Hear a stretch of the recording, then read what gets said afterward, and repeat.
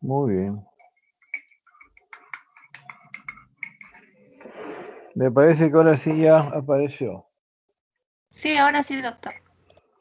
Muy bien. Vamos a hablar sobre unos conceptos básicos de carpatías congénitas. Este es Punta Sal, al norte de Perú, en Tumbes, un lugar paradisíaco.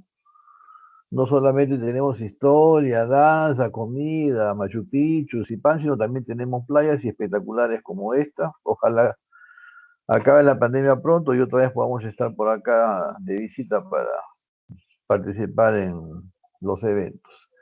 Bueno, el ABC de las carpatías congénitas, vamos a empezarlo con un gráfico sencillo. Esta es la circulación normal. Esto que parece un gráfico de colegio nos habla de lo que se llama conexiones, es decir, los ventrículos están conectados con las aurículas y con los grandes vasos. La aurícula, cuando es izquierda, tiene unas características peculiares que recibe las venas pulmonares, que son 4. La orejuela que tiene base estrecha, tiene forma de triángulo. El ventrículo, cuando es izquierdo, tiene 2 músculos papilares, tiene trabéculas finas. A diferencia del ventrículo derecho, que tiene fundamentalmente 2 porciones, un tracto de entrada y una vía de salida que es tubular. Tiene la banda modeladora como diferencia capital y sus trabéculas más bien son gruesas. La aurícula derecha recibe las venas cavas, que son 2. La orejuela de la aurícula derecha es de base ancha. La arteria pulmonar es un vaso que se divide en 2, a diferencia de la aorta, que no se divide y más bien da una curva. Entonces, cuando las conexiones o las cavidades se conectan con los vasos o entre sí correspondientes, se habla de concordancia. Concordancia atrioventricular, concordancia ventrículo-arterial, conexiones venosas concordantes y, por ejemplo, las venas cavas se comunican con la aurícula izquierda, perdón, las venas pulmonares con la aurícula izquierda y las venas cavas con la aurícula derecha. Es posible que falte alguna estructura muy simple, como por ejemplo, ahora, un concepto básico es el flujo pulmonar y el flujo sistémico. Comprenderán ustedes que si no hay ninguna salida anómala, el flujo que sale del ventrículo izquierdo a la circulación sistémica es el mismo volumen que llega al ventrículo derecho y sale por la arteria pulmonar hacia la circulación pulmonar. Cuando esta relación, que debe ser 1 a 1, se altera porque hay un cortocircuito, el fenómeno es que parte de la sangre que debe salir hacia el ventrículo izquierdo, como la aurícula izquierda tiene mayor presión que en la derecha, se va hacia la derecha y genera un desbalance. Hay mayor flujo en el circuito pulmonar que en el flujo sistémico. Cuando esta relación QP-QS es más de 1.5 a 1, hay que cerrar el cortocircuito. Si no se cierra, esto genera una alteración hemodinámica en el circuito capilar pulmonar. Esto tardíamente eleva la presión arterial pulmonar y la elevación de la presión arterial pulmonar es una sobrecarga para las cavidades derechas que no están diseñadas para este fin. Y obviamente pues empieza a aparecer síntomas derivados de la sobrecarga de cavidades derechas. Si no solucionamos a tiempo, tardíamente la elevación de la presión arterial pulmonar supera la de la presión de la aorta y el cortocircuito se invierte. Y el paciente se hace cianótico. Entonces acá hemos visto lo básico, que son las conexiones, la relación entre flujo sistémico y flujo pulmonar. Cuando hay alguna alteración estructural, hay una secuencia hemodinámica que desafortunadamente al final, como vamos a ver, acorta la expectativa de vida o reduce la calidad de vida de los pacientes. Otro concepto básico es de que los valores hemodinámicos son diferentes entre las cavidades derechas y las cavidades izquierdas. Las curvas son muy similares. Esta es curva de presión de aurícula, curva de presión de ventrículo, curva de presión de arteria y al final capilar pulmonar. Acá los valores, vean ustedes que entre la aurícula derecha y la aurícula izquierda hay un gradiente entre 5 a 7 milímetros. Entre el ventrículo izquierdo hay entre 7 y 95. La arteria pulmonar es un gradiente que va más o menos de 55 a 95 milímetros de mercurio. Entonces, si hay comunicaciones anómalas de las cavidades, vamos a tener que el flujo va a ir de las cavidades de mayor presión a las de menos presión. A esto se llaman los cortocircuitos. Si regresamos a la radiografía o al esquema previo, el otro concepto básico es que hay cardiopatías que tienen el flujo pulmonar aumentado y otras que tienen el flujo pulmonar disminuido cuando hay lesiones obstructivas a nivel de la arteria pulmonar o simplemente no hay arteria pulmonar, como vemos más adelante.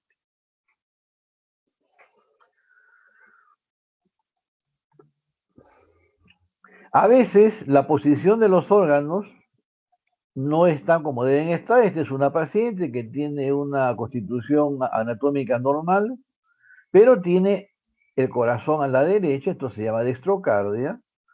Vean ustedes que el ángulo izquierdo del colon está hacia la derecha y la cúpula diafragmática más elevada, que debe ser la derecha, es la izquierda, o sea, esto se llama el situs inverso. ¿Qué habrá dentro del corazón? Aparentemente es normal porque vean ustedes, se ven las ramas de la arteria pulmonar.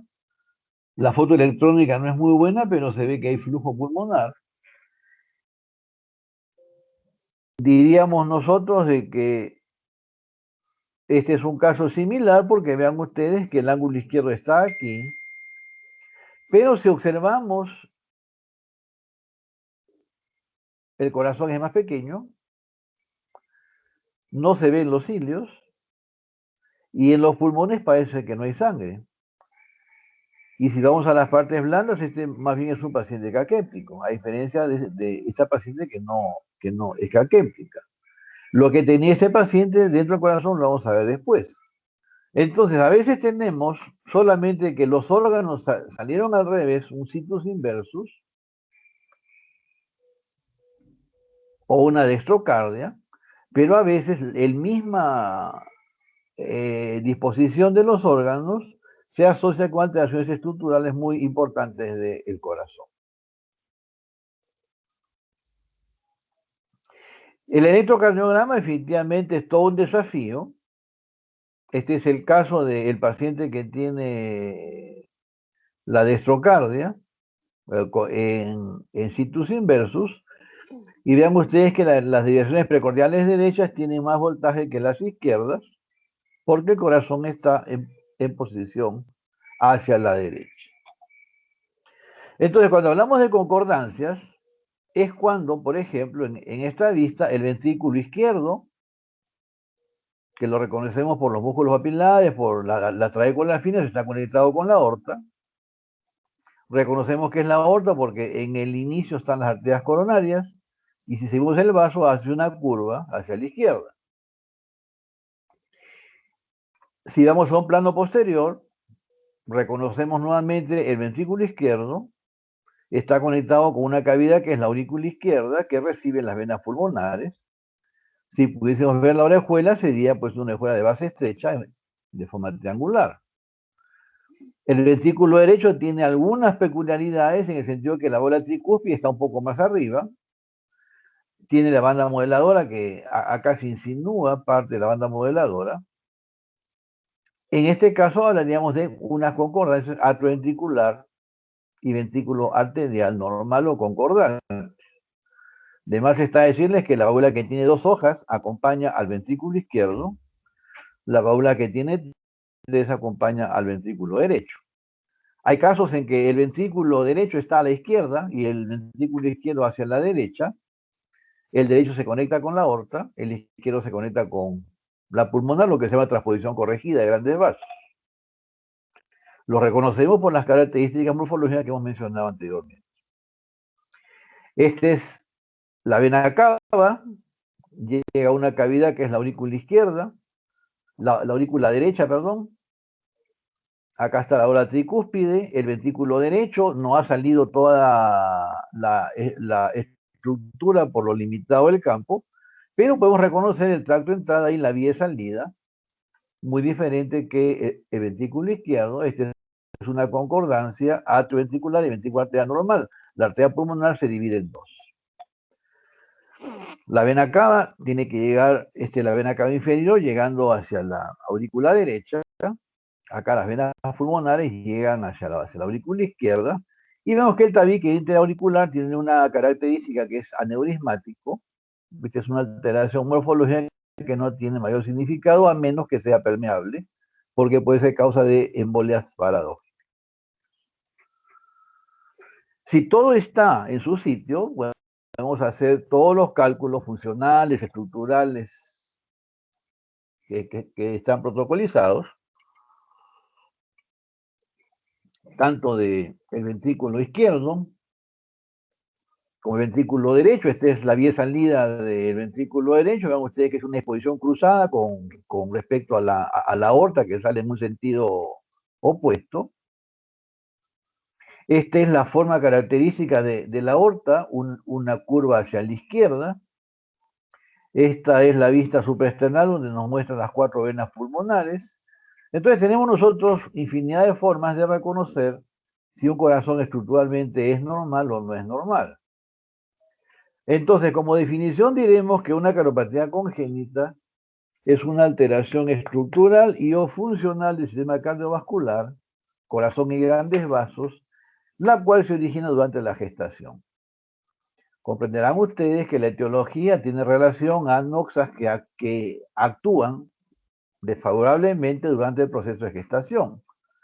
Aunque existen cifras de prevalencia, estas están en relación a qué institución las publica. No es igual, por ejemplo, nuestra serie de cardiopatías congénitas de un hospital general con un servicio de pediatría que ve adultos, un servicio de ginecobstetricia, que en las que publica, por ejemplo, el Instituto Nacional de Salud del Niño, hospital pediátrico, o las cifras que publica el Hospital San Bartolomé, un instituto materno perinatal. Entonces, cuando veamos cifras de prevalencia, siempre tienen que ver la institución que las publica. Una cardiopatia congénita, el concepto es que es una enfermedad crónica. La razón es que acompaña al paciente durante toda la vida, porque el paciente nace con una alteración estructural que tiene base genética, que a veces necesita operaciones muy precoces. Si hablamos, por ejemplo, de la transposición de grandes vasos, si el niño no se opera en la primera semana de vida, simplemente se muere. A veces limitan el crecimiento o más de una vez se requieren atenciones de emergencia.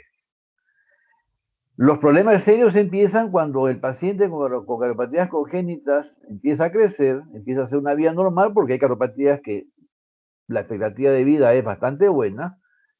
Y uno de los primeros problemas es cuando la portadora es una mujer y sale gestando. La gestación, como ustedes saben, es una sobrecarga de volumen. Deben haberlo presentado en práctica cuando se hablaba de enfermedades valvulares. En mi grupo tenemos una charla al respecto en los próximos días. Porque a partir de la semana 24 hay un gran aumento del volumen, cae la hemoglobina y definitivamente si el corazón estructuralmente no está bien, empiezan los problemas serios. Los pacientes tienen una intolerancia al ejercicio, tienen una calidad de vida reducida. Un problema serio es que los cortocircuitos significan un riesgo muy importante para el desarrollo de endocarditis, cuando el paciente es sometido a algún procedimiento que moviliza tejidos contaminados, como una endodoncia, por mencionar, o una incidencia como una apendicitis, y no se toma la profilaxis para endocarditis, el paciente se complica con endocarditis. Hay cardiopatías que se asocian con hipertensión, pero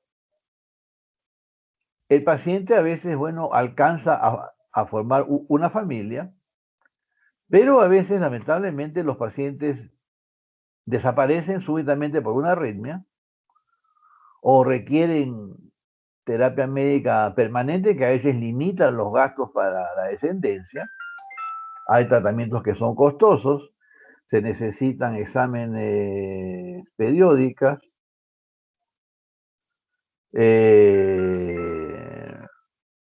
y más de una vez el paciente hace muerte súbita.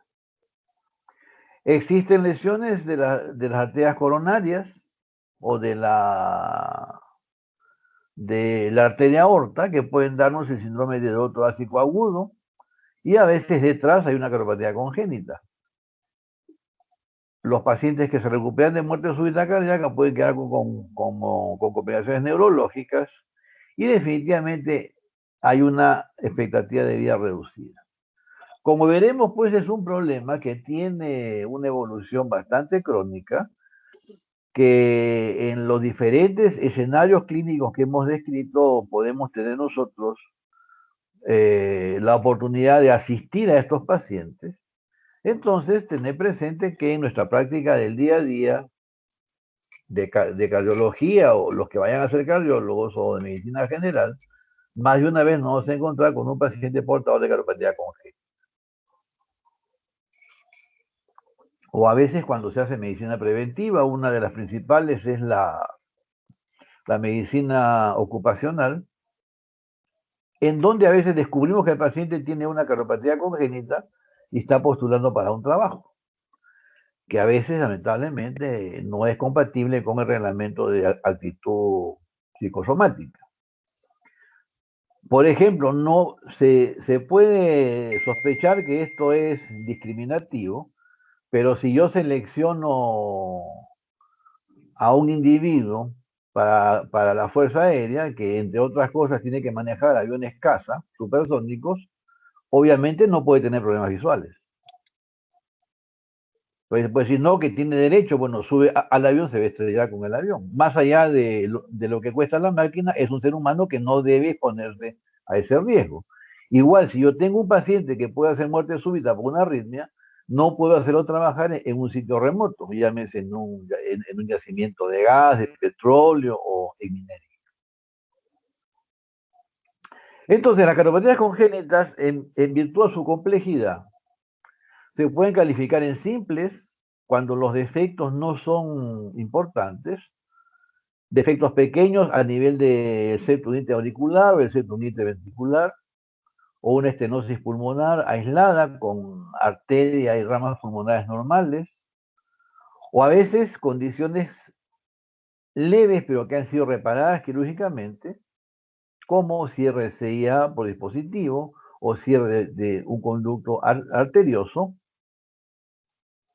Es posible que queden a veces pequeños defectos residuales, pero que no son hemodinámicamente significativos. Existen cardiopatías de una complejidad moderada, cuando ya tenemos, por ejemplo, drenaje venoso anómalo normal, en el sentido que las venas pulmonares no llegan a la aurícula izquierda, sino llegan a la vena cava superior, a la vena cava inferior o a la aurícula derecha. La complejidad es mayor. Un origen anómalo de arteria coronaria que en vez de salir de la aorta sale de la pulmonar. Lesiones valvulares mitrales o aórticas congénitas, o enfermedad de Epstein, que es cuando la bola tricúspide está implantada cerca del ápex del ventrículo derecho. Es decir, alteraciones que son cada vez estructuralmente más complejas, y el abordaje tanto clínico como quirúrgico requiere un conocimiento mucho más sofisticado. Desafortunadamente tenemos a veces formas severas, como pacientes que tienen un solo ventrículo, o pacientes que no tienen continuidad del arco aórtico, o que les falta una válvula, o no tienen arteria pulmonar, o las conexiones entre los ventrículos es al revés, o hay un solo vaso que da origen a las ramas de la pulmonar y a la aorta. Comprenderán que este tipo de lesiones, pues tanto el manejo como el pronóstico o la corrección quirúrgica es mucho más compleja que las lesiones cuando son sencillas. Por ejemplo, este es un caso que vean ustedes no tiene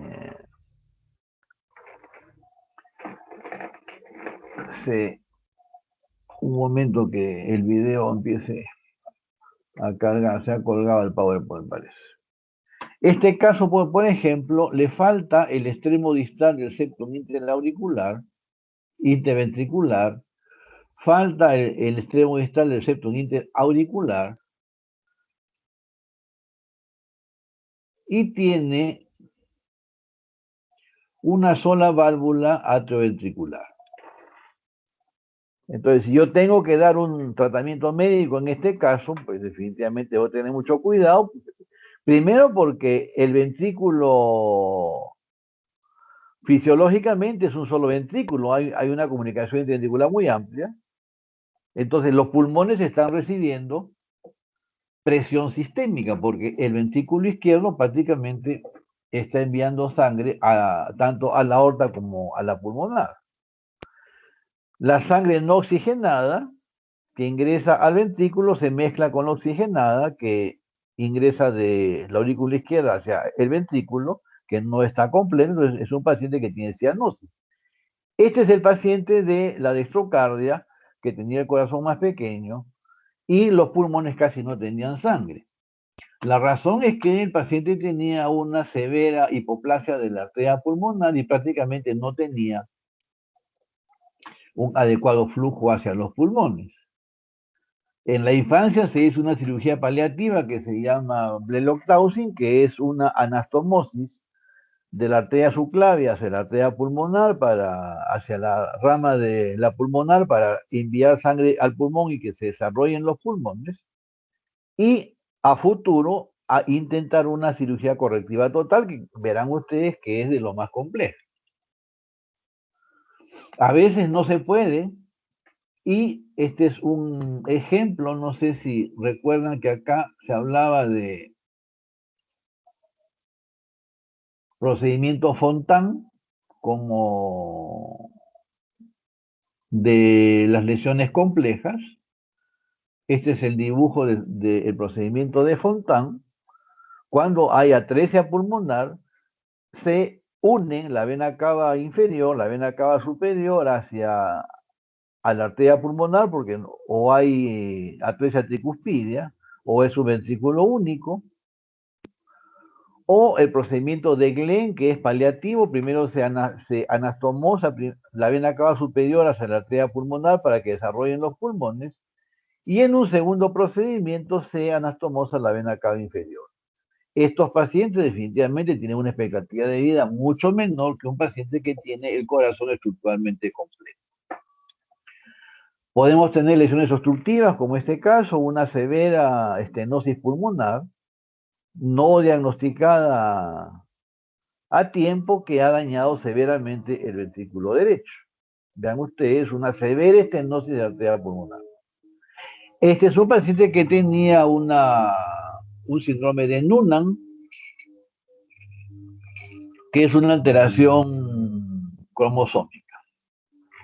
Bueno, acá esta es una composición para ver la turbulencia que se produce en este punto, que es la vía de salida del ventrículo derecho.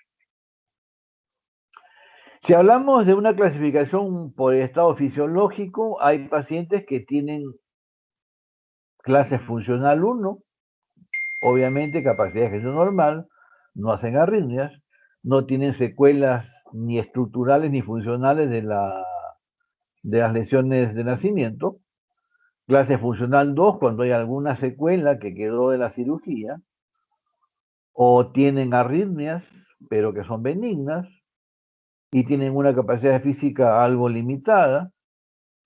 Como hay también pacientes que tienen pues clase funcional 3 o clase funcional 4, cuando la enfermedad es muy compleja. O hemos tenido una complicación tardía, que es el síndrome de Eisenmenger, es cuando un cortocircuito no se corrigió a tiempo, apareció hipertensión pulmonar y se invirtió el cortocircuito. Esta es una de las tantas publicaciones que hablan de la prevalencia de casos a nivel nacional. Este es de un grupo del INCOR. Como les repito, depende de qué centro publica, pero en general las cardiopatías congénitas, afortunadamente, las más frecuentes son las simples, las acianóticas, vamos a hablar después de ello, y dentro de ellas la comunicación interventricular en esta serie es la más frecuente, el conducto arterioso la segunda, la comunicación intraauricular la tercera, el estenosis pulmonar la cuarta. En nuestro hospital lo que vemos con más frecuencia es la comunicación intraauricular, le sigue el conducto, le sigue el CIB y estenosis pulmonar es muy poco frecuente.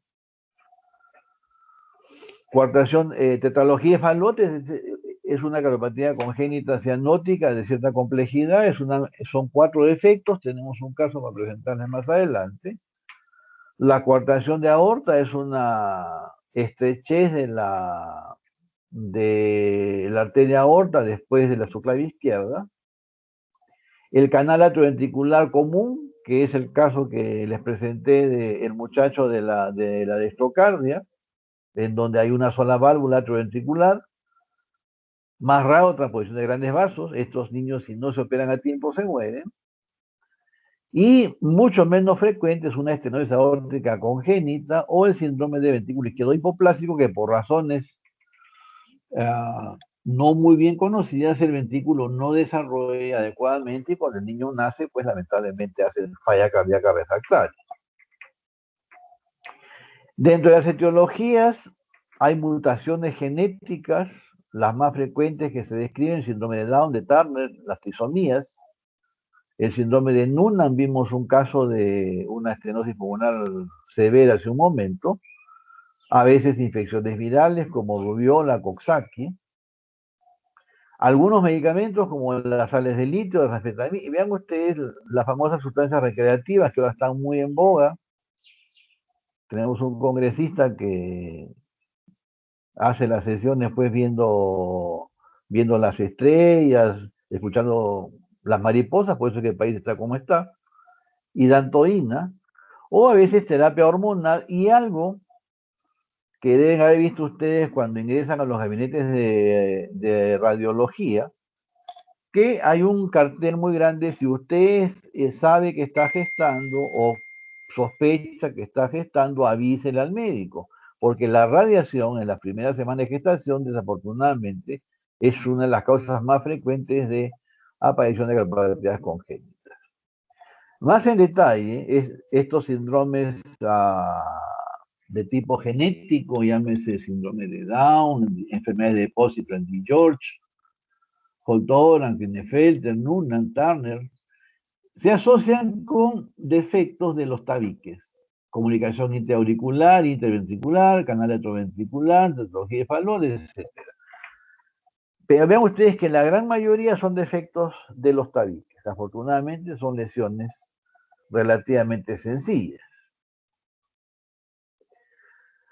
Entonces, dentro del enfoque clínico, tenemos que tener presente dos condiciones. Una, si el paciente tiene cianosis o no tiene cianosis, es decir, hay mezcla de sangre o no hay mezcla de sangre.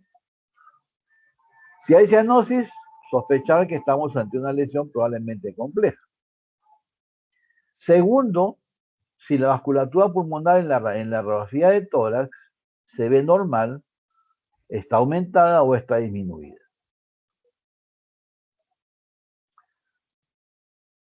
Si está aumentada, sospechamos de inmediato cortocircuito.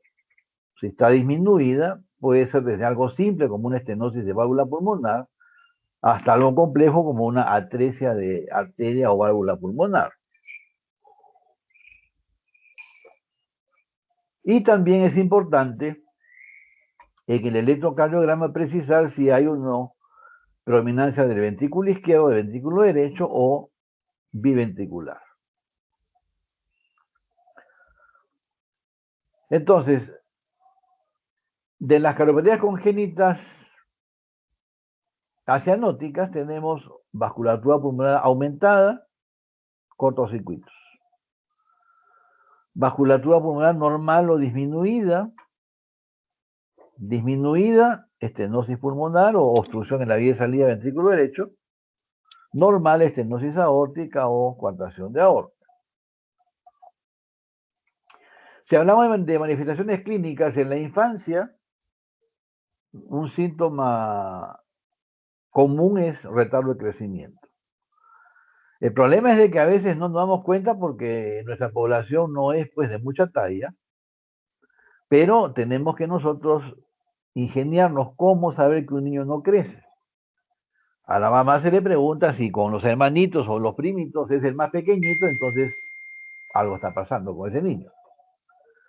En la infancia inicial, la lactancia es alterada, el niño succiona el pecho, se ahoga y lo suelta.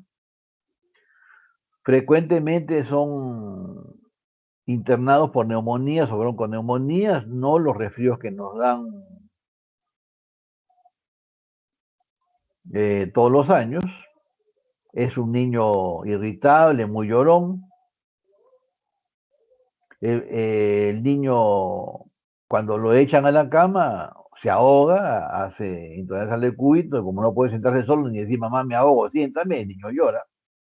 Y erróneamente la mamá dice, no, es un engreidito, le gusta el brazo. No, señora, está con ortopnea el bebé.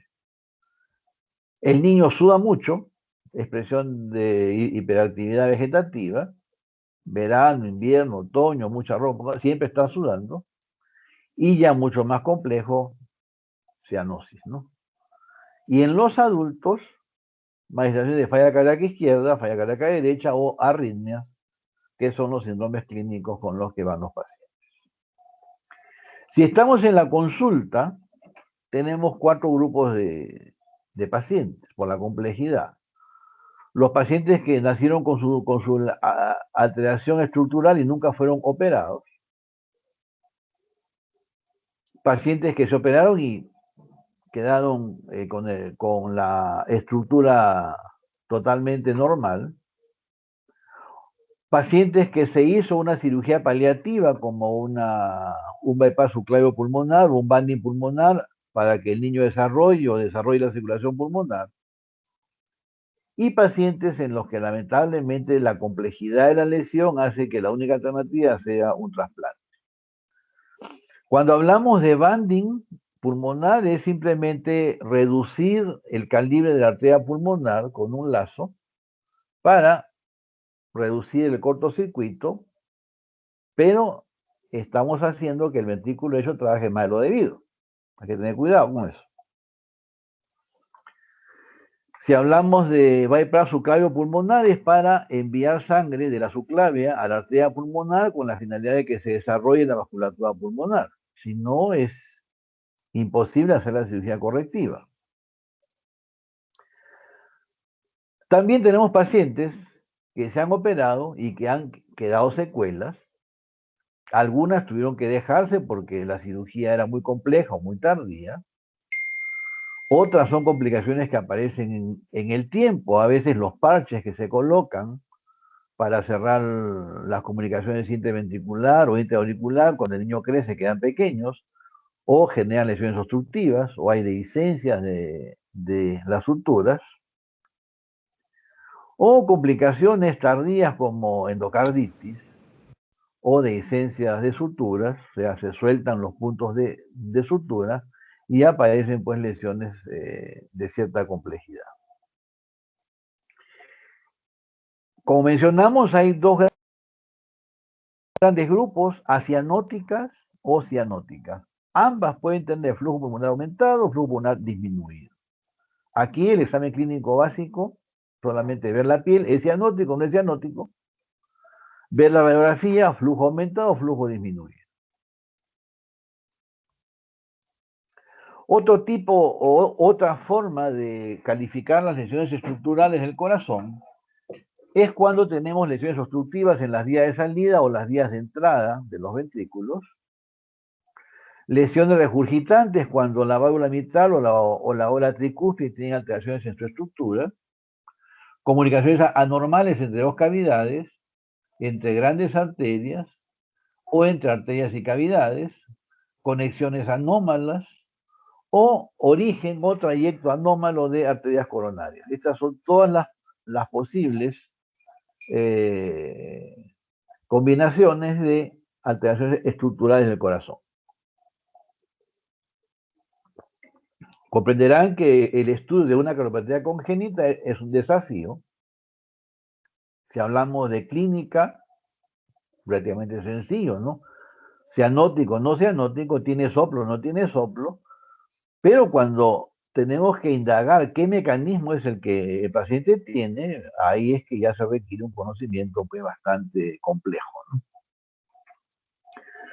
Entonces, de las que tienen flujo pulmonar aumentado, que son las más frecuentes, comunicación intraauricular, comunicación interventricular, conducto arterioso, mucho más complejo lo que hemos visto, el canal atrioventricular común, que es un defecto en los congénitos endocárdicos que originan válvula mitral, válvula tricúspide, septum membranoso y septum primum. Si se afectan los cojinetes, hay toda esta gama de lesiones. Flujo pulmonar normal o disminuido, estenosis pulmonar, insuficiencia mitral congénita, coartación de aorta, estenosis aórtica congénita. Desafortunadamente, como presenté en el primer slide, una de las complicaciones más frecuentes, si no se corrigen a tiempo los defectos, es que se eleva la presión arterial pulmonar. Y aquí tenemos que entender el concepto de hipertensión pulmonar. Es cuando la presión media de la arteria pulmonar está por encima de 20 milímetros de mercurio. Esto es válido para todas las condiciones. Hay un concepto de la hipertensión precapilar, que es presión media pulmonar más de 20, capilar pulmonar menor o igual de 15 y resistencia pulmonar menor o igual de 3. Estos son, aquí están todos los cortocircuitos. CIA, CIB, conducto. El conducto es, sí, vamos a ver después, que es un poco complejo. Las lesiones postcapilar son las que se inician con un daño en el ventrículo izquierdo. Se eleva la presión diastólica final del ventrículo izquierdo, se eleva la presión de la aurícula izquierda, se transmite hacia los capilares pulmonares y esto secundariamente eleva al final la presión arterial pulmonar. Entonces, precapilar se originan los cortocircuitos o lesiones que están antes del capilar pulmonar.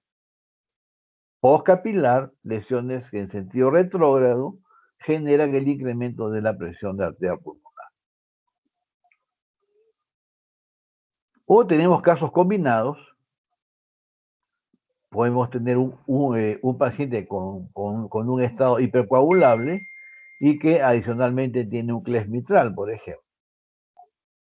Hipercoagulable produce embolias pulmonares a repetición precapilar. El CLES mitral produce insuficiencia mitral y tardíamente aparece presión telediastólica del ventrículo izquierdo elevada, presión de aurícula izquierda alta, hipertensión venocapilar pulmonar, elevación de presión arterial pulmonar. Entonces, entrando ya en algunos defectos de los más frecuentes, vamos a hablar un poco de la comunicación intraauricular.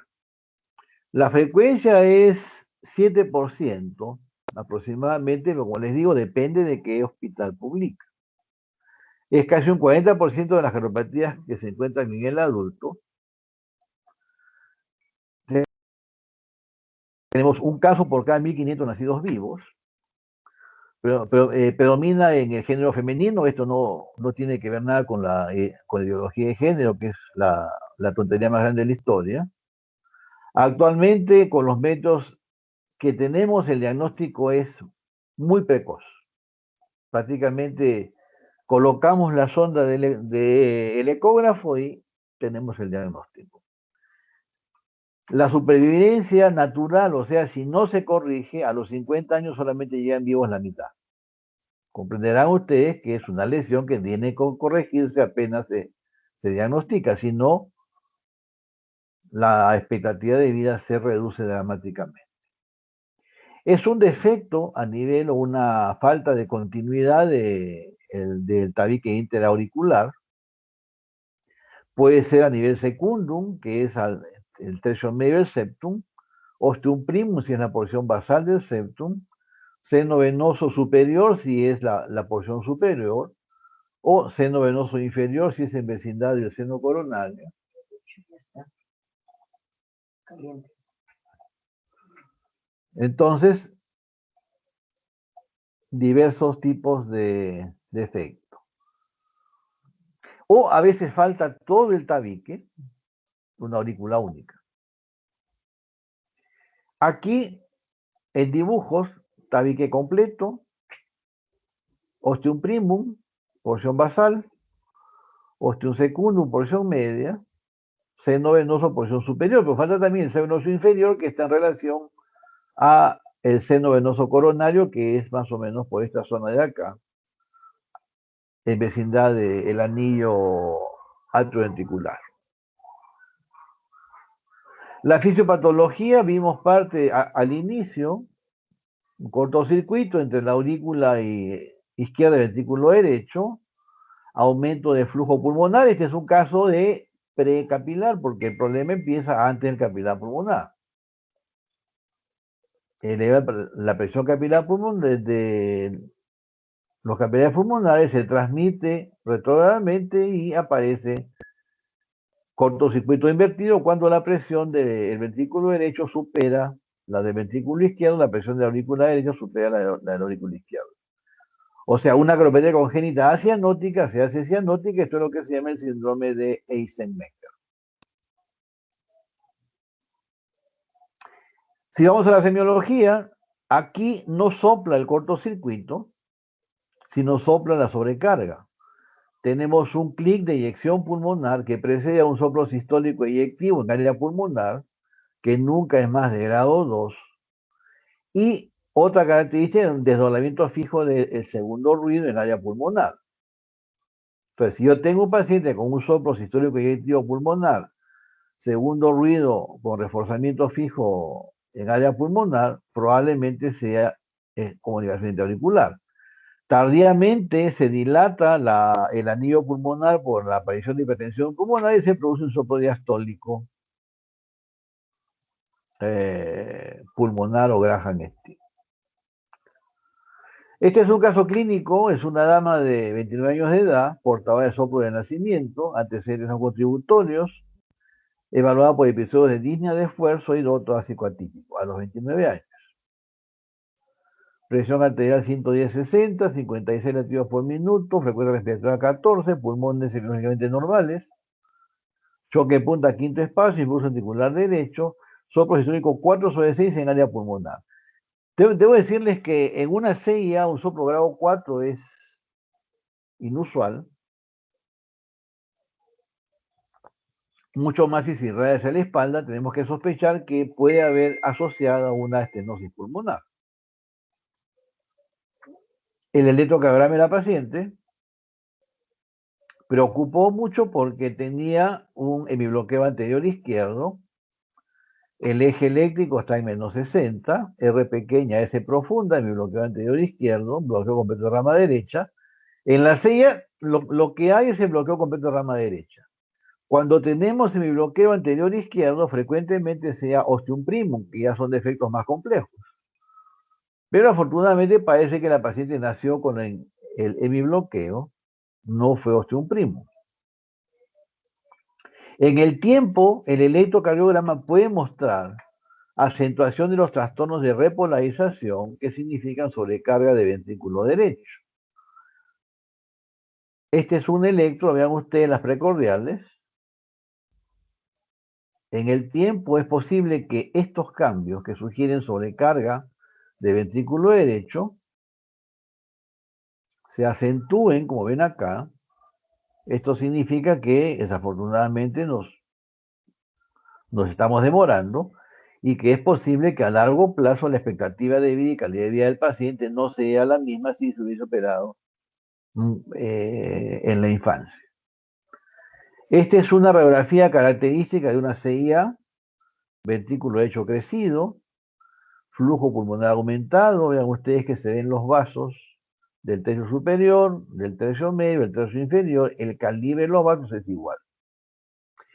Si no hay prominencia de la arteria pulmonar, Si no se corrige el defecto a largo plazo, vean ustedes que se hace más prominente la arteria pulmonar, crece más el ventrículo derecho, las ramas son visibles acá como unos dedos de guante y lamentablemente el pulmón se quedó sin sangre. En este caso ya la cirugía pues tiene más de un signo de interrogación.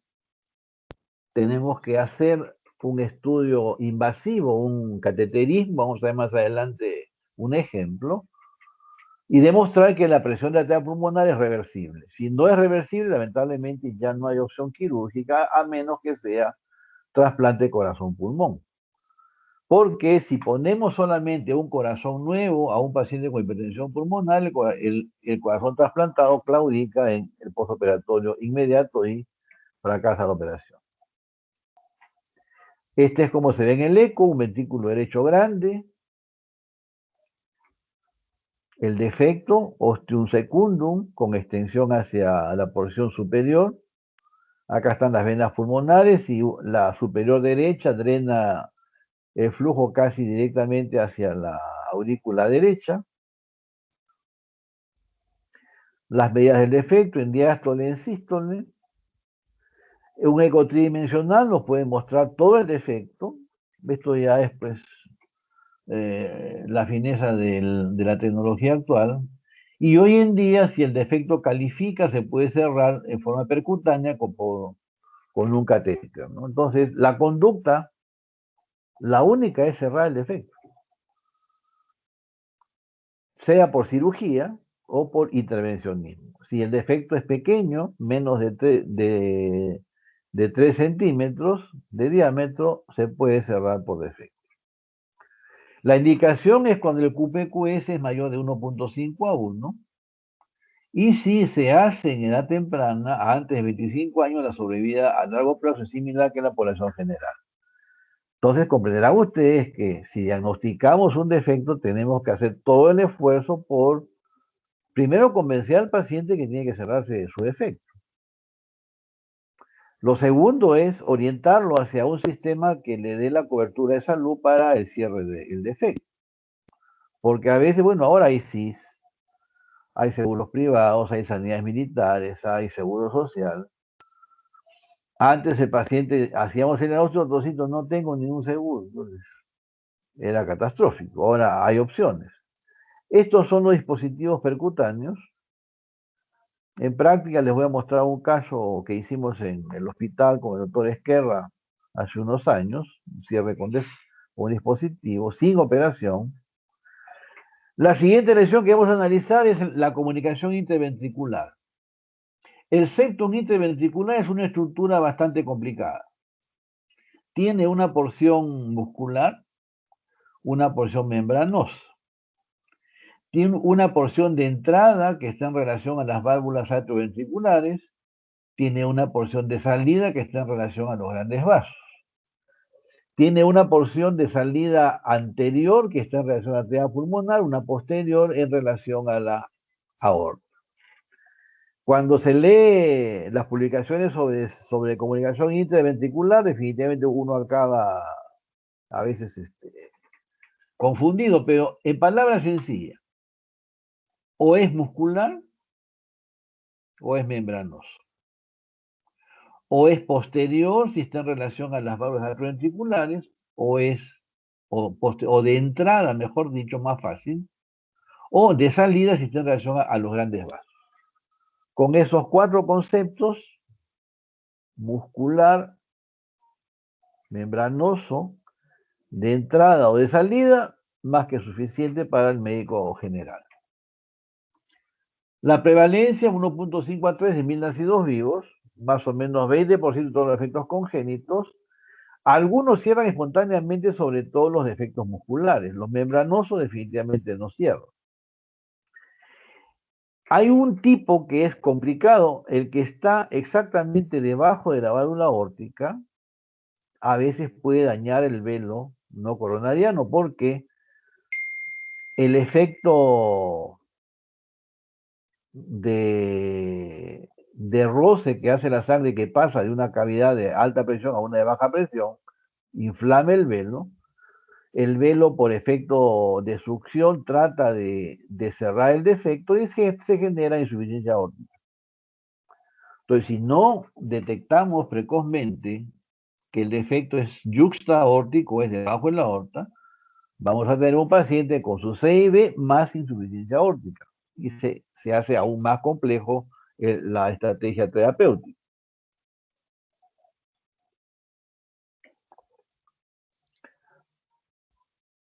Una nomenclatura un poquito compleja son los que se llaman CIB tipo canal AB, cuando están muy pegados a las válvulas atrioventriculares.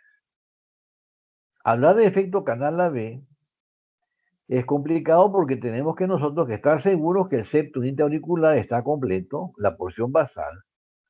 Tenemos que estar seguros que hay dos anillos valvulares, el anillo tricuspideo y el anillo mitral.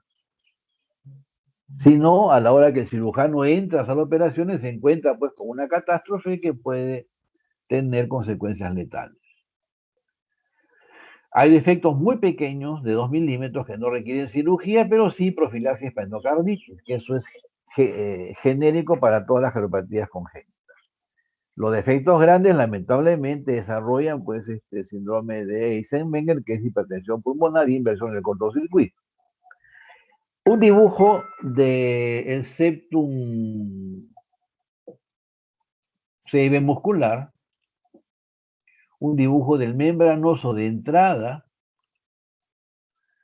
Este sería membranoso de salida porque está en relación a la salida de tracto de salida del ventrículo izquierdo. Este es un de salida, pero a más anterior, porque está en relación a la salida de la arteria pulmonar. A este también se llama doble comunicante, porque está en relación a la válvula pulmonar y a la válvula aórtica.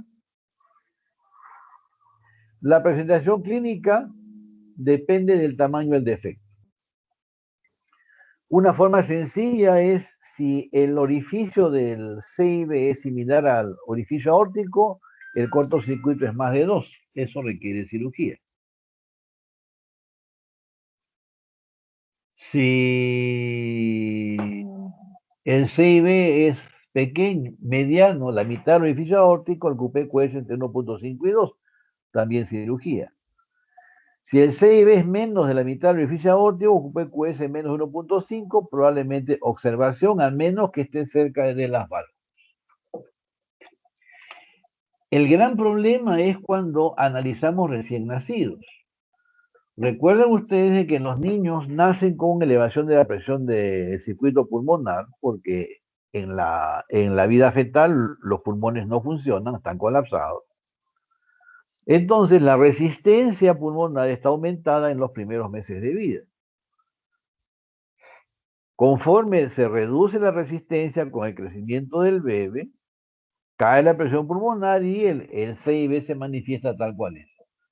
Entonces, si un niño nace con un CIB, no le van a decir a la mamá, venga dentro de un año, ¿no? Tiene que venir a los 2 meses, a los 4, controles mucho más seguidos, porque si decimos que venga al año, podemos llevarnos más de una sorpresa y siempre es desagradable. ¿Cómo es la fisiopatología acá? Es un defecto estructural entre el ventrículo izquierdo y el ventrículo derecho.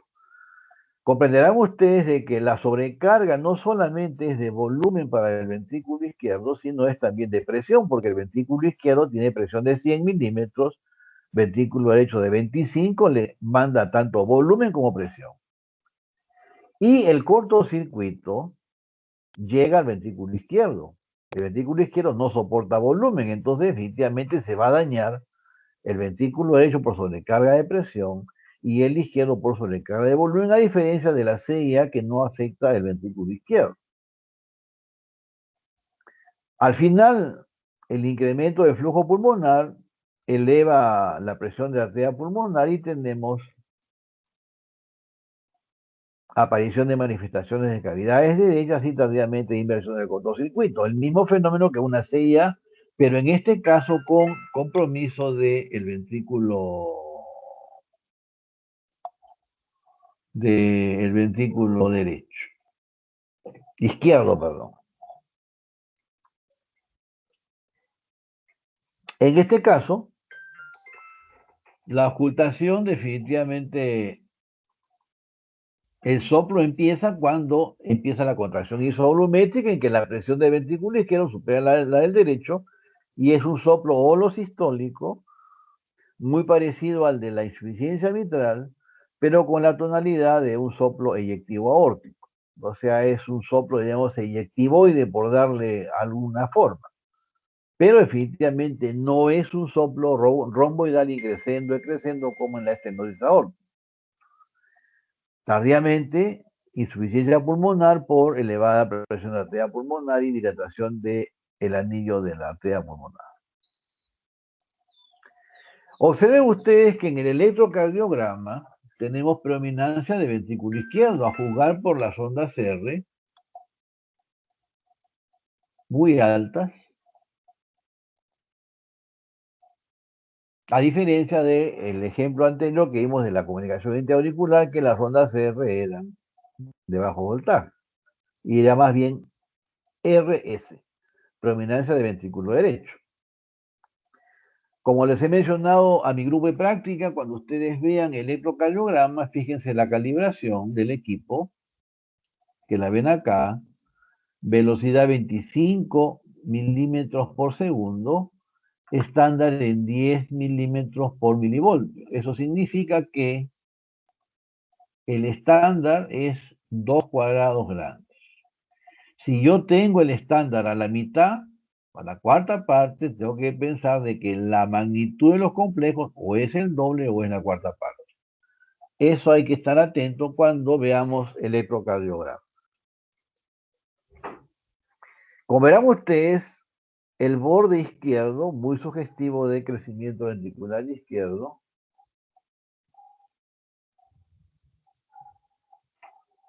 aurícula derecha, diría yo, ventrículo izquierdo yéndose para biventricular. Y vean los pulmones, se ve, el flujo pulmonar está aumentado. Vasos arriba, vasos en la mitad, vasos abajo. Por la magnitud del corazón diríamos que ya es un poco tarde para intervenir acá, pero como tenemos flujo pulmonar todavía visible, si hacemos un cateterismo probablemente nos indique que todavía estamos en posibilidad de cerrar. Si no cerramos, vean ustedes, los pulmones se quedaron sin sangre. Corazón más grande, pero el pulmón es idéntico a la comunicación intraauricular. ¿Por qué? Porque se elevó la presión arterial pulmonar, que reduce dramáticamente el flujo de sangre hacia el pulmón. En este caso, la solución, pues, trasplante corazón-pulmón y preocupados por cómo responderá el hígado, ¿no? Entonces, vean ustedes lo importante que es cuando encontramos una acropatia congénita en un niño, tratar de cerrarla lo más rápido posible. Este es un ejemplo de una CIB yuxta aórtica y ha dañado la válvula aórtica, como ven aquí. Acá está el cortocircuito muy pegado a la válvula. El velo no coronariano se pegó al septum y se produjo una insuficiencia aórtica. O sea, acá tengo que cerrar el defecto y plastía o reemplazo de válvula aórtica, ya cirugía más compleja. El defecto es doble comunicante porque está muy pegado también a la vía de salida del ventrículo derecho. Este es uno de los defectos más difíciles de diagnosticar.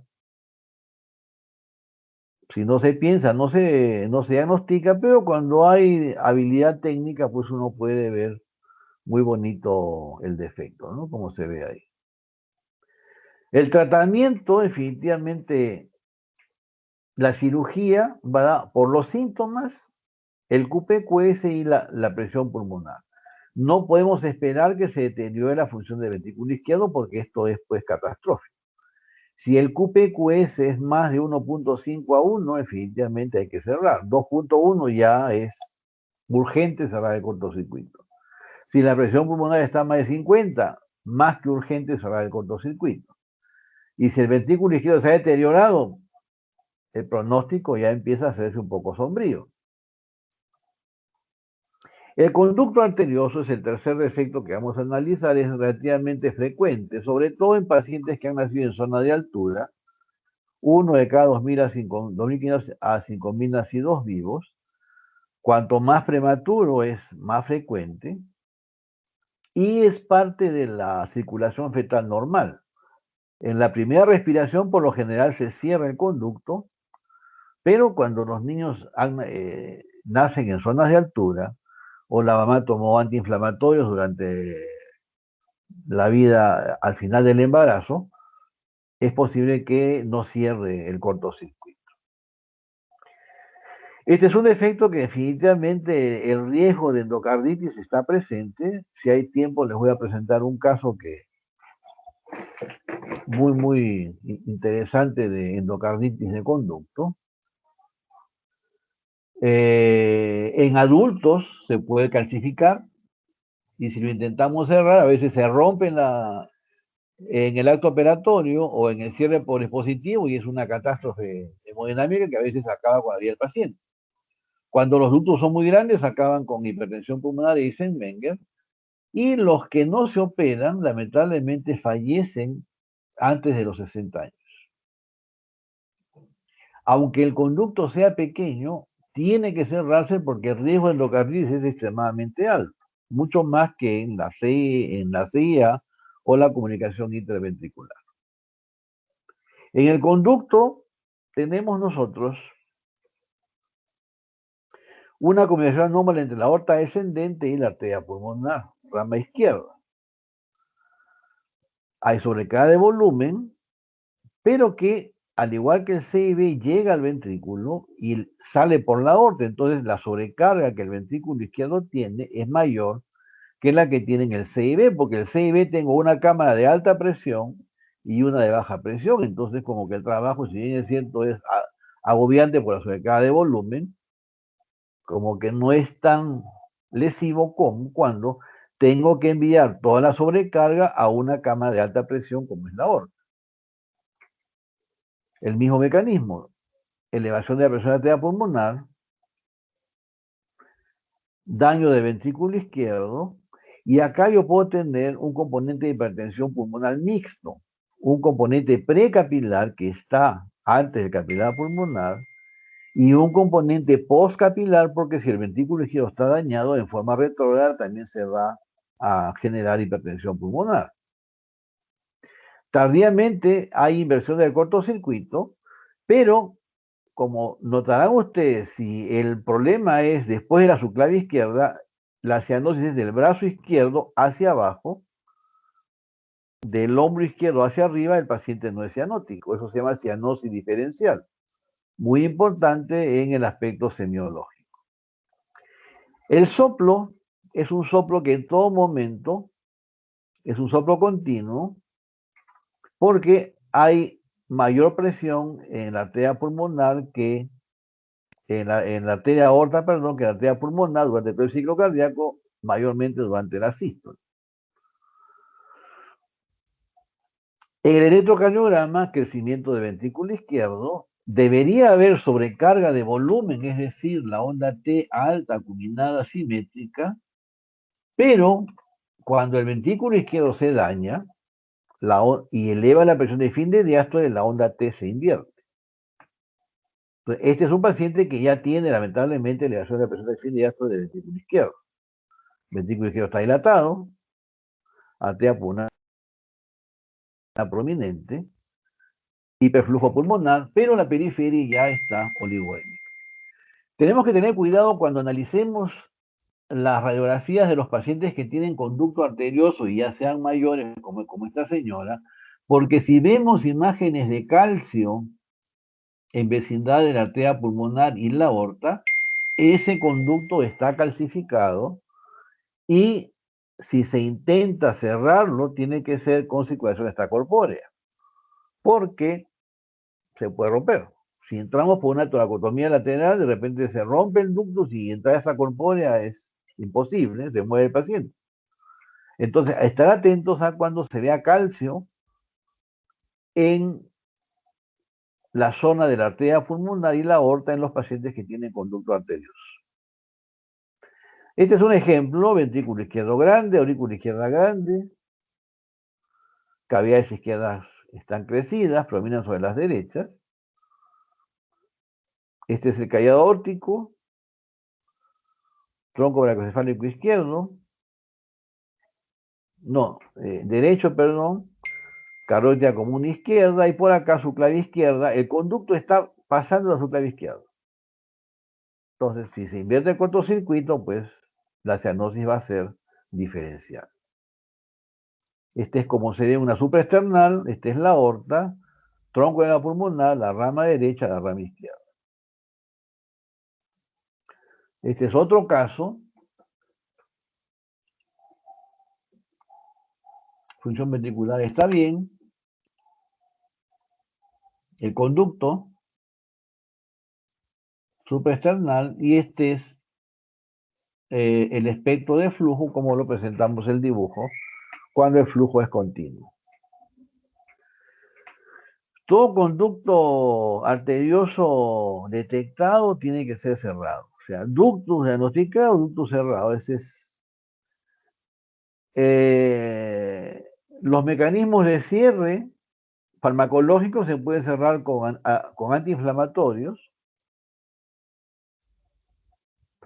Quirúrgico, este es para los lactantes, o por intervencionismo con unos alambritos que son como una especie de, como cola de cerdo, se colocan en el conducto, esto se trombosa y se cierra, o si son defectos grandes con dispositivos parecidos a los que se usan para la CIA, se ocluyen los defectos.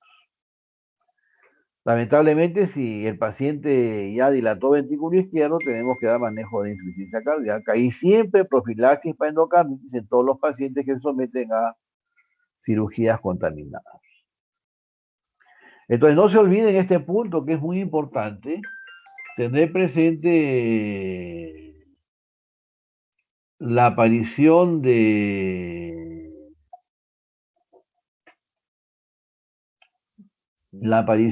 hipertensión pulmonar, sea precapilar, postcapilar o mixta, porque es una complicación muy frecuente en los pacientes con cardiopatías congénitas que no se operan a tiempo. Este es la cuarta lesión que vamos a ver, la tetralogía de Fallot.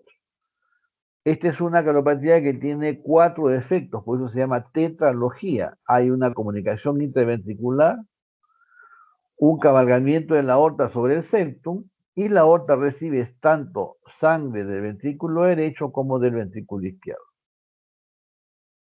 Acá hay mezcla de sangre.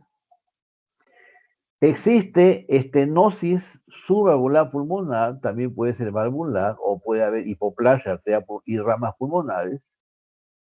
Y secundariamente hipertrofia del ventrículo derecho, o sea, 1, 2, 3 y 4 efectos de la tetralogía de Fallot. El problema con el Fallot es que a veces la coronaria izquierda cruza la arteria pulmonar. A veces la severidad del defecto subvalvular hace que exista hipoplasia arterial pulmonar, no se desarrolla adecuadamente la circulación pulmonar, y cuando pretendemos ampliar la salida, la sangre no puede entrar y el paciente tiene problemas muy serios. Entonces, lo recomendable es tener certeza de origen de coronarias, si hablamos de lo práctico, y cómo está la vasculatura pulmonar. Si las coronarias son normales y la vasculatura pulmonar es normal, con seguridad se puede cerrar el defecto. Entonces, los defectos: comunicación interventricular, estenosis subvalvular pulmonar, cabalgamiento de la aorta y hipertrofia del ventrículo derecho. Una de las teorías es la del doctor Van Praag, que es un holandés muy dedicado a las cardiopatías congénitas, en que hay un desplazamiento anterior del infundíbulo, o sea, el infundíbulo se va hacia adelante y hacia arriba. Esto tracciona la aorta, se produce el desalineamiento de la aorta con respecto al ventrículo izquierdo. Esa es la teoría que tiene esta escuela, ¿no? 15% tienen anomalías coronarias, o sea, no es muy aislado. 20% pueden tener atresia pulmonar. Con esto hay que tener muchísimo cuidado. Y 25% el caído aórtico está a la derecha, pero todo está completo. El problema es origen anual coronarias y si hay o no hay atresia pulmonar. En los niños tenemos cianosis, tolerancia a esfuerzo disminuida, y una de las formas como el niño compensatoriamente mejora el retorno venoso por la estenosis pulmonar es esta posición que se llama el squatting. Tienen por lo general dedos en palillo de tambor, soplo sistólico 3 o 4 sobre 10 en el área pulmonar, y más de una vez se asocia con un conducto arterioso como una lesión asociada. El concepto es que cuanto más tarde se operan estos niños, la sobrevida es mucho más baja. A los 40 años solamente viven 3% a la cirugía. Si se operan al año, 66% salen con vida. Entonces, mucho cuidado cuando un niño moradito tenga falot, que es operable, tiene que ser cuanto antes, el pronóstico varía. Año que pasa, porcentaje que se reduce la sobrevida. La cianosis y los dedos en palillo de tambor del falot, el electrocardiograma con la prominencia típica del ventrículo derecho, lo que les mencioné, acá estamos con un estándar a la cuarta parte, entonces estas ondas son 4 veces más grandes. Aquí estamos a la mitad, estas ondas es el doble. Ventrículo derecho, oligoemia pulmonar, y vean ustedes que no se ven las ramas. Este es el gran problema. Si yo tengo un paciente de estas características, estoy en obligación de hacer una angiografía pulmonar para ver si tiene o no lecho vascular pulmonar que va a soportar la apertura de la vía de salida.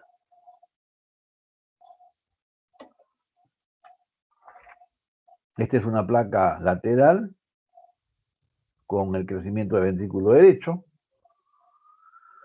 Otro ejemplo, vean ustedes acá que los vasos son más visibles que en el caso anterior. En este caso sí o sí tengo que hacer angiografía. En este caso podría obviarse, pero si voy a tener que hacer una cirugía, que tengo que parar el corazón, abrir el corazón, tengo que tener toda la información completa, no puedo confiarme en absolutamente nada. Igual se hace angiografía. Ahora pueden ser la angiografía no invasiva, el angiotem, pero tengo que saber cómo está el lecho pulmonar, sí o sí. Este es otro caso, esta es una paciente nuestra que se operó a los 40 años. Afortunadamente salió con vida y han pasado ya 8 años por cirugía y la paciente sigue hasta ahora muy bien. Este es el falot, vean ustedes la aorta, recibe sangre del ventrículo derecho y del ventrículo izquierdo.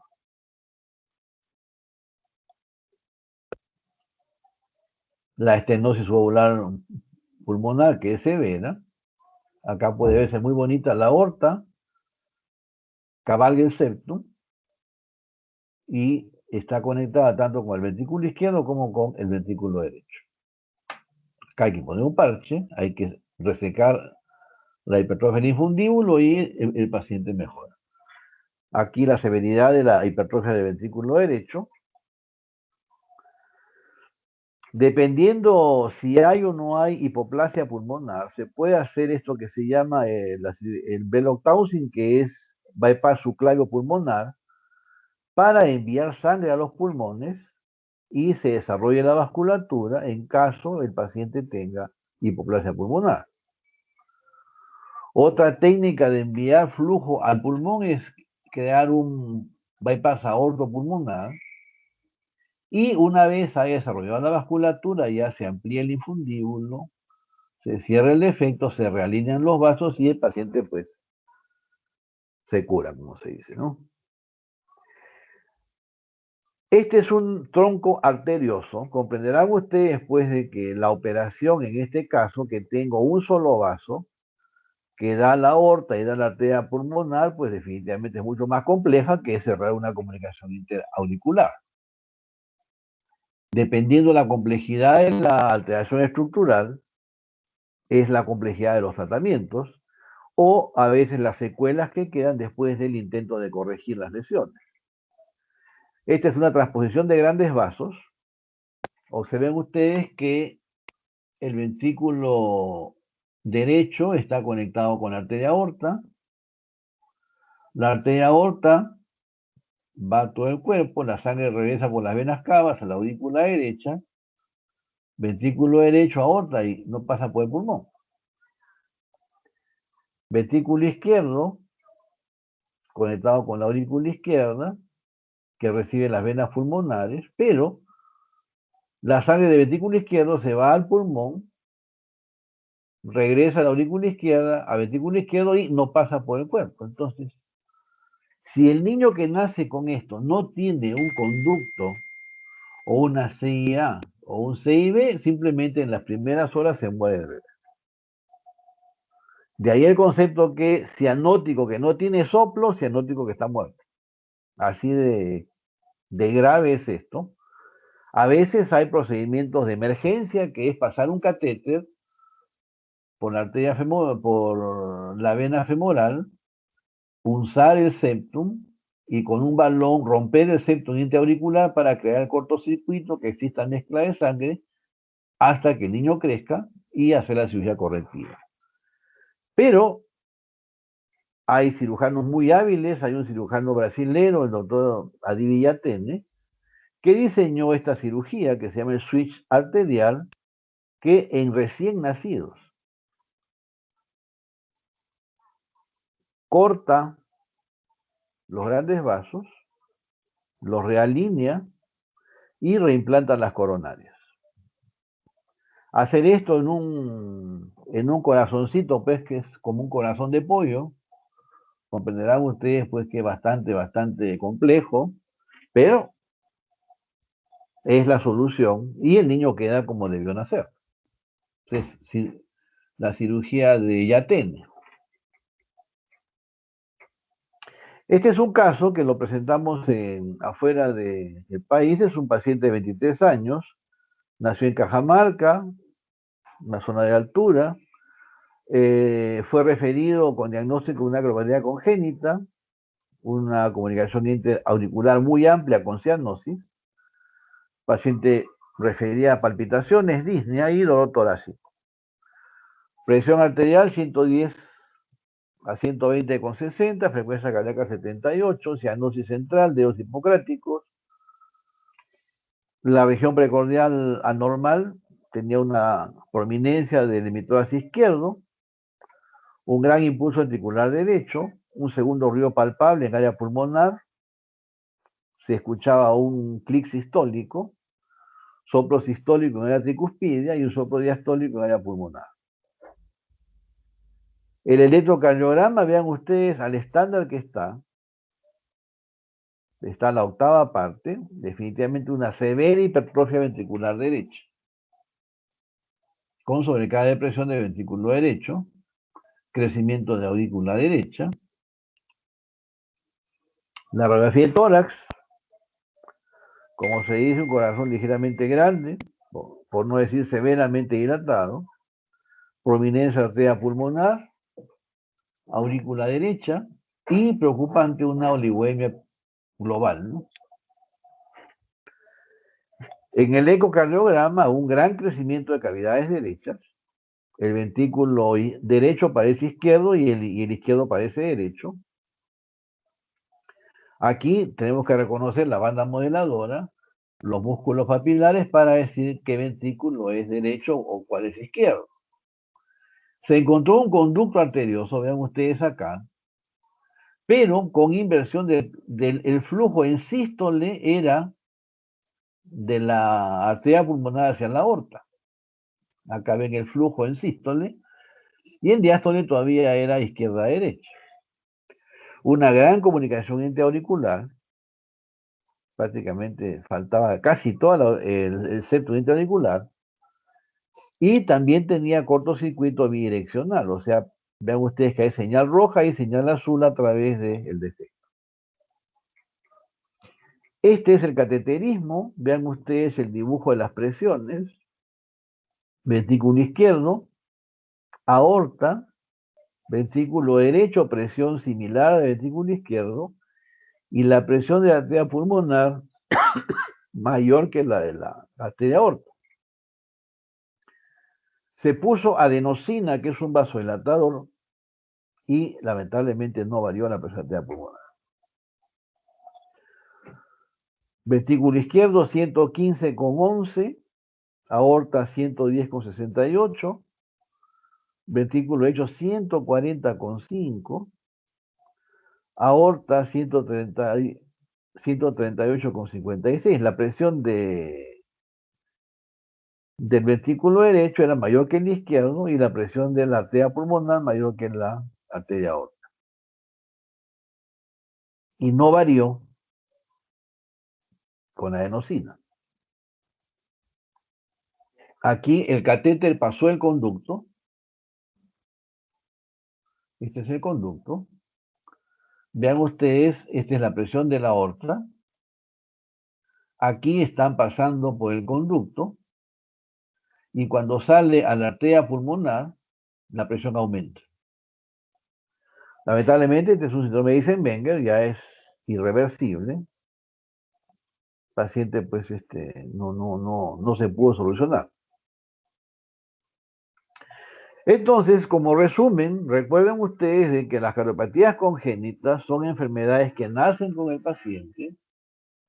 A veces sí, es necesario que se operen apenas nacen, como la cirugía IATN, o una septostomía, que es un procedimiento de emergencia, o un banding pulmonar para reducir el cortocircuito, o un bypass nuclear pulmonar para aumentar el flujo al pulmón, para que el niño desarrolle y podamos hacer una cirugía correctiva total. Frecuentemente son niños que más de una vez acuden a emergencia, pero el problema serio empieza con la gestación. Acá sí, problema serio. Los ginecólogos, por lo general, cuando tienen gestantes con cardiopatías congénitas, no duermen todo el embarazo hasta el puerperio, porque cualquier complicación materno-perinatal impacta negativamente en los índices poblacionales del país. Complicación frecuente, endocarditis, la evitamos con la profilaxis antibiótica. No olvidar que el cuadro clínico es falla cardíaca, derecha o izquierda, arritmias, dolor torácico o lamentablemente muerte súbita. Y que una cardiopatía congénita no diagnosticada a tiempo, no solucionada a tiempo, significa reducción de la expectativa de vida de los pacientes. ¿Alguna pregunta? Este es Iquitos, el Sunset en el Amazonas, lugar muy bonito. ¿Alguna pregunta?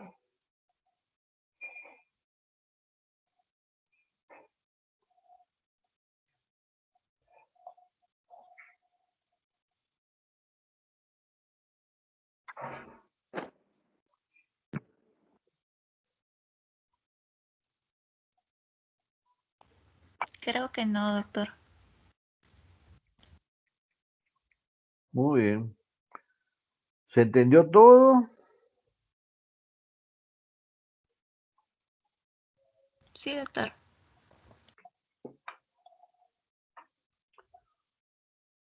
Muy bien. Entonces, en unos minutos comenzamos con la sesión práctica. De acuerdo, doctor.